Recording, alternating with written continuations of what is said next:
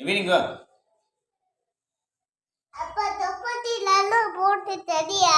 Okay okay okay. இங்கே சொல்லு. Wish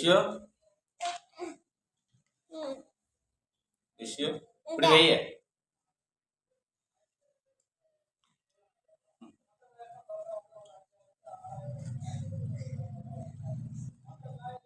ஒண்ணு தொப்பத்தி வை.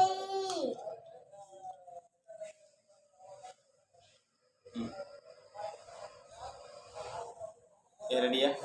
இப்படி வை. இது வைடா நார்மலா. Wish you